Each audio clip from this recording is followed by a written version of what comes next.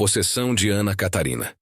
Nos anos 1970, Recife, uma cidade repleta de mistérios e tradição religiosa, foi palco de um evento que deixou uma marca indelével em sua história. O caso de Ana Catarina, uma jovem de 16 anos, abalou as estruturas da cidade e fez com que muitas pessoas questionassem o que realmente acontece quando as forças do além se manifestam. Era um tempo em que o sobrenatural ainda tinha um peso forte na sociedade. E quando o inexplicável aconteceu, não havia outra explicação a não ser a intervenção demoníaca. Tudo começou em uma tarde aparentemente comum, quando Ana Catarina estava em sua casa com a família. Ela era uma adolescente tranquila, sem antecedentes de comportamentos estranhos ou qualquer sinal de distúrbios psicológicos. No entanto, algo aconteceu. Uma mudança sutil, mas perturbadora. Foi após um incidente inexplicável, algo que ela mesma nunca conseguiu descrever claramente, que as primeiras manifestações começaram a ocorrer. Uma simples frase, murmúrios quase inaudíveis, se tornaram gritos e palavras em línguas desconhecidas, com uma sonoridade incomum, nunca antes ouvida. À medida que os dias passavam, os sintomas se intensificavam. Os pais de Ana Catarina ficaram cada vez mais aterrorizados. Ela passou a demonstrar força sobrenatural, algo que desafiava toda a lógica e a física. Várias vezes, os familiares tentaram segurar a jovem, mas sua força parecia fora do normal, como se ela fosse possuída por uma entidade superior, algo que não podia ser controlado por mãos humanas. Cadeiras se moviam sozinhas, objetos caíam sem explicação. E o comportamento de Ana Catarina se tornava cada vez mais violento e incompreensível. Ela começou a apresentar comportamentos que nenhum médico ou psicólogo poderia explicar. Durante uma das crises, a jovem convulsionou e gritou com uma voz profunda, carregada de raiva. Uma voz que parecia vir de um ser completamente diferente de Ana. Os olhos de Ana ficaram vidrados, e seu corpo parecia se contorcer de maneiras impossíveis.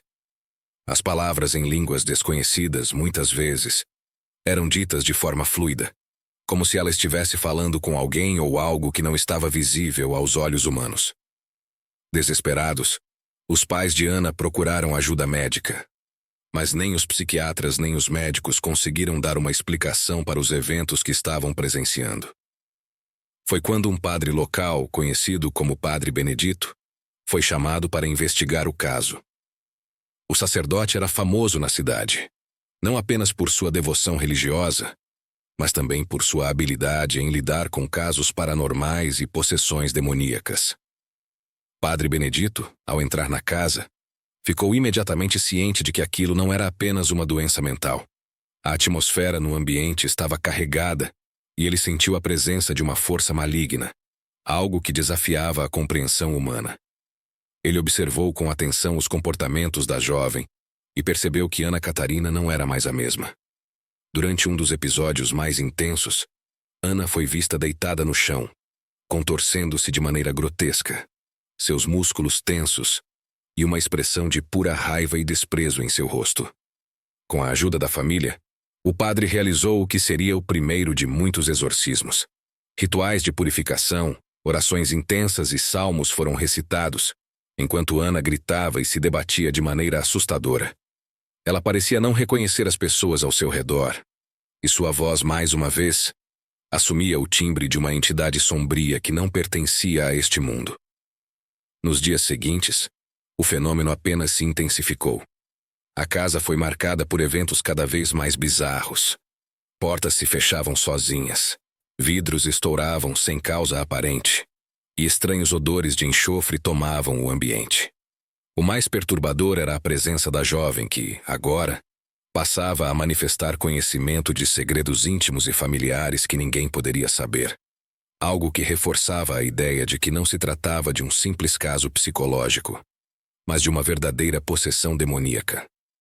Com o passar das semanas, o caso atraiu a atenção da mídia local, que inicialmente tratou o evento com ceticismo, mas logo as autoridades religiosas e médicos renomados começaram a se envolver. Padre Benedito voltou à casa diversas vezes, tentando combater a força maligna que tinha se apoderado de Ana. Durante esses rituais, Ele testemunhou manifestações sobrenaturais, como o corpo da jovem levitando levemente do chão, uma cena que nenhum dos presentes pôde acreditar. A cada exorcismo, a luta entre o bem e o mal parecia aumentar, e Ana parecia estar mais distante de si mesma. O que mais impressionava as testemunhas era o fato de Ana se comportar de forma alienada e agressiva durante esses episódios. Sua família, atônita e em pânico, não sabia mais o que fazer. Em vários momentos, a jovem era capaz de realizar ações físicas impossíveis, como girar a cabeça de maneira desconcertante ou gritar com uma força sobrenatural, algo que parecia ultrapassar os limites da fisiologia humana.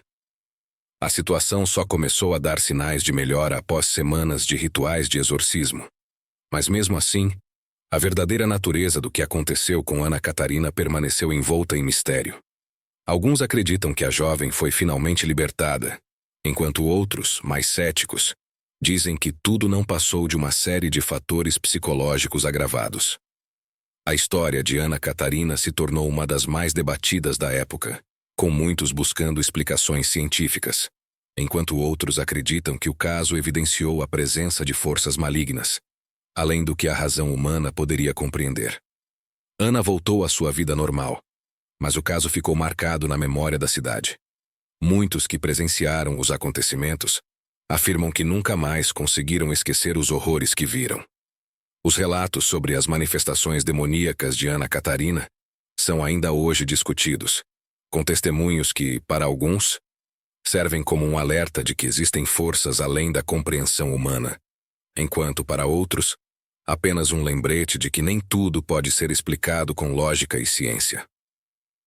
O caso de Ana Catarina permanece um dos mais emblemáticos de possessão demoníaca no Brasil, não apenas pela intensidade dos eventos, mas também pela documentação do que aconteceu. Entre as sombras da cidade de Recife, o nome de Ana continua a evocar mistério, e a pergunta que ainda ressoa é: o que realmente aconteceu naquela casa? Após os rituais de exorcismo que pareciam ter levado Ana a um estado de aparente tranquilidade, a vida de todos na casa nunca mais seria a mesma. Apesar da jovem ter retomado suas atividades diárias, a cidade de Recife nunca esqueceu o que aconteceu ali. Os relatos sobre os eventos sobrenaturais que marcaram sua casa se espalharam como um fogo, e muitos moradores, céticos ou não, passaram a enxergar o ambiente de maneira diferente. Alguns afirmavam ter sentido uma presença, como se o mal nunca tivesse realmente ido embora, e a casa onde Ana vivia passou a ser considerada por muitos um lugar amaldiçoado. O que mais desconcertava as pessoas que haviam sido testemunhas dos acontecimentos era o comportamento das pessoas próximas a Ana. Sua família, especialmente sua mãe, relatava sonhos estranhos e pesadelos terríveis, onde figuras sombrias a assombravam durante a noite. Sombras se moviam pela casa, e sons inexplicáveis podiam ser ouvidos como se algo, ou alguém, ainda estivesse vigiando e esperando para se manifestar novamente. Em muitos momentos, Ana parecia ter flashbacks de seu tempo de possessão, quando seus olhos se tornavam profundamente vidrados, como se algo estivesse tentando emergir de dentro dela. Mas o mais perturbador era quando ela se recusava a falar sobre o que havia acontecido. Ela não lembrava de grande parte dos eventos, e isso deixava a família ainda mais angustiada. Ana, em vários momentos, afirmava não entender o que acontecera com ela, mas sentia que estava sendo observada constantemente, uma sensação que não a deixava em paz. No entanto, os relatos que circulavam sobre a intensidade da possessão de Ana pareciam mais aterrorizantes do que ela mesma poderia compreender. Ela, que antes era uma jovem comum e cheia de vida, agora estava marcada por uma experiência que desafiava qualquer explicação racional. Com o tempo, Ana foi se recuperando de forma surpreendente. Ela retomou sua vida, mas a sociedade de Recife não conseguiu esquecer tão facilmente o que acontecera naquela casa. Para alguns, ela era uma heroína que havia vencido as forças do mal. Para outros, uma vítima de sua própria mente, manipulada por uma rede de crenças e influências externas.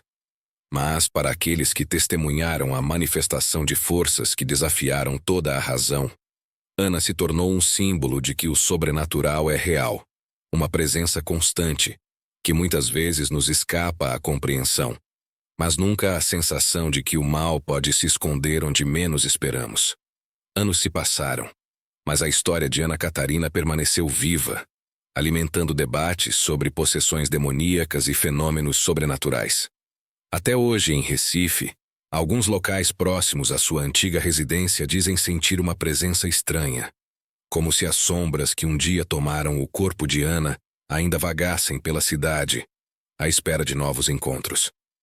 O mistério de Ana Catarina se tornou um dos casos mais discutidos no Brasil, e a linha entre a razão e o sobrenatural continua sendo tênue, como sempre foi. O que aconteceu realmente naquela casa? Muitos dizem que a resposta nunca será totalmente revelada. O mal, dizem, pode ser um mistério que jamais será completamente desvendado. Se você gosta de histórias reais de terror, mistérios ocultos, lendas sombrias e fenômenos sobrenaturais, inscreva-se agora no canal News Web Doc. E até o próximo caso.